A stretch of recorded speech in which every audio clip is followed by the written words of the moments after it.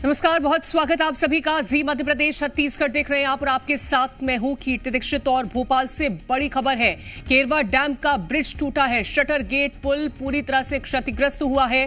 जल संसाधन विभाग का पुल है और हादसे के वक्त कोई भी मौजूद नहीं था। तो बड़ी खबर इस वक्त की भोपाल से, जहां केरवा डैम का ब्रिज टूटा है, शटर गेट पुल क्षतिग्रस्त हुआ और जल संसाधन विभाग का पुल है। हादसे के वक्त कोई भी मौजूद नहीं था। तो ये आपको हम तस्वीरें भी दिखा रहे हैं जहां पर केरवा डैम का ब्रिज टूट गया है। शटर गेट पुल क्षतिग्रस्त हुआ और जल संसाधन विभाग का यह पुल है। हादसे के वक्त हालांकि कोई मौजूद नहीं था और इसी वजह से किसी को कोई भी चोट नहीं पहुंची है। लेकिन ये आपको हम तस्वीरें दिखा रहे हैं। अब ये पुल कैसे क्षतिग्रस्त हुआ, क्या इसको लेकर के पहले भी किसी तरह से कोई बातों को संज्ञान में लाया गया था कि ये जो पुल है वो जर्जर है, ये अब देखना होगा कि क्या जानकारी निकल के सामने आती है। लेकिन ये जो केरवा डैम है, इसका ब्रिज टूट गया है। शटर गेट पुल क्षतिग्रस्त हुआ और जल संसाधन विभाग का ये पुल है। तस्वीरें हम आपको दिखा रहे हैं कि किस तरह से ये जो पुल है वो क्षतिग्रस्त हुआ है। और ज्यादा जानकारी लेंगे, संवाददाता अनिल नागर हमारे साथ जुड़ गए हैं। अनिल, ये जो पुल है वो कैसे क्षतिग्रस्त हुआ है, क्या जर्जर स्थिति में था?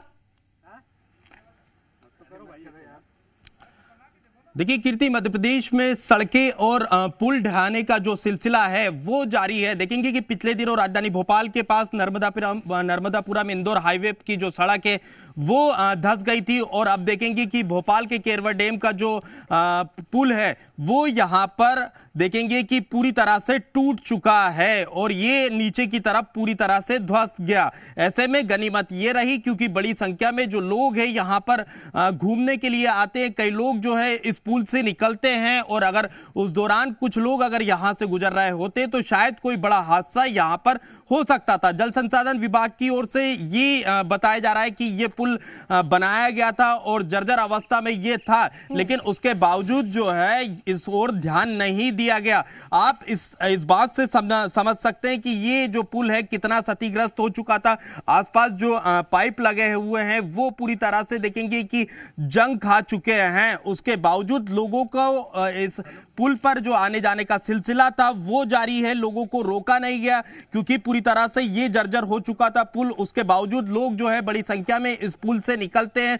जल संसाधन विभाग ने अगर इस ओर पहले ध्यान दिया होता तो शायद ये हालात नहीं होते, ये पुल इस स्थिति में नहीं पहुंचता। और गनीमत तो ये रही कि किसी की जान इसमें नहीं गई, किसी को चोट नहीं आई। लेकिन बड़ा सवाल यही है कि जिस तरह से मध्य प्रदेश में एक के बाद एक इस तरह की तस्वीरें निकलकर सामने आई, पिछले दिनों हमने वो तस्वीरें भी दिखाई थी कि किस तरह से जो है लंबी सड़क जो है हाईवे की धंस गई थी, वहां पर भी बड़ा हादसा हो सकता था। लेकिन अब देखेंगे कि भोपाल में केरवा डैम पर बना जो पुल है वो यहां पर टूट चुका है और आए दिन इस तरह की तस्वीरें जो है मध्य प्रदेश में देखने को मिल रही है। बड़ी संख्या में जो लोग हैं इस पुल से जो है आए दिन निकलते हैं और ये देखेंगे कि पूरी तरह से आसपास की जो तस्वीरें हैं वो ये बयां कर रही है कि ये पुल कितना जर्जर हो चुका है। उसके बावजूद लोग जो है इस पुल के ऊपर आते हैं, उन्हें रोका नहीं गया और ना ही जल संसाधन विभाग ने इस ओर ध्यान दिया। अगर ध्यान दिया होता तो शायद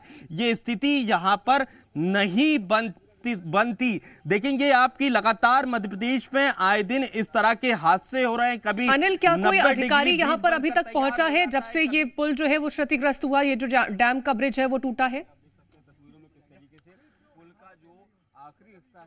देखिए कीर्ति, अब तक ना तो जिम्मेदार विभाग के कोई अधिकारी यहां पर पहुंचे हैं और हैरान कर देने वाली बात यह है कि अब तक जो लोग हैं वो यहां पर इस ब्रिज पर अभी भी पहुंच रहे हैं। यहां पर किसी को रोका भी नहीं गया। और ऐसे में देखेंगे कि हम सबसे पहले ये तस्वीरें भी दिखा रहे हैं और जो जिम्मेदार लोग हैं वो तस्वीरें देखकर यहां जो है अपनी जिम्मेदारी निभा सकते हैं, यहां लोगों को आने से रोक सकते हैं। क्योंकि आधे से लगभग जो करीब देखेंगे कि 20 से 30 मीटर का जो हिस्सा होगा वो पूरी तरह से यहां पर ध्वस्त हो चुका है, नीचे की तरफ झुक गया, टूट चुका है। ऐसे में और कोई बड़ा हादसा ना हो जाए तो ऐसे में लोगों को यहां आने से भी रोकना बहुत जरूरी हो जाता है। लेकिन जिम्मेदार जो है अब तक ना तो यहां पहुंचे हैं और ना ही जो है, बिल्कुल अब देखना होगा कि कब तक यहां पर जो जिम्मेदार अधिकारी हैं वो पहुंचते हैं और इस पूरे मामले को लेकर संज्ञान लेते हैं। बहुत शुक्रिया फिलहाल आपका तमाम जानकारी पहुंचाने के लिए।